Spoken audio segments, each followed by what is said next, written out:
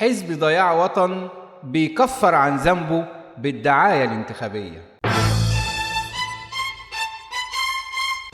يا سلام على حزب مستقبل وطن، أو بمعنى أصح اللي هيضيع الوطن بمستثمريه وبمصالحه. جايين دلوقتي يهزروا ويحاولوا يكفروا عن جريمة قانون العار اللي شرعوه بنفسهم. يعني وافقتوا على قانون قلنا هيولع البلد ويهدد السلم المجتمعي، وهو ده اللي حصل فعلا. مالك يضرب عم غريب قدام بنته، وتيجوا تقولوا بكل فخر هنوفر له شقة إيجار مدى الحياة. هو ده الحل؟ يا رب ينحل حزبك يا ضياع وطن. ولا دي حركة تجميل انتخابية بعد ما زرعتوا الفتنة ما بين المالك والمستأجر؟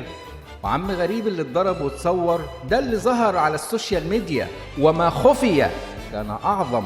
وسؤال بسيط كده يا حزب الدعاية الوطنية الاستثمارية المصلحجية، هتعملوا ايه مع ال20 مليون مستأجر لما يتظلموا ويطردوا من بيوتهم؟ هتعملوا معاهم نفس العرض بتاع عم غريب؟ ولا عشان عم غريب طلع ترند فقلتوا نركب الموجة ونكسب تعاطف الناس وهي دعاية انتخابية بالمرة؟ كفاية بقى ضحك على الناس، كفاية بقى ضحك على الدقون. يعني المالك اللي كان عايز يطرد عم غريب من بيته واعتدى عليه قدام الناس، جايين بمنتهى الرقة تنفذوا اللي هو كان عايزه المالك بس بطريقة شيك ودعاية انتخابية محترمة.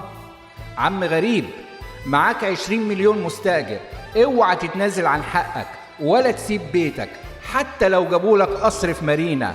عم غريب انت مش غريب في وطنك ولا في بيتك ولا في حقك.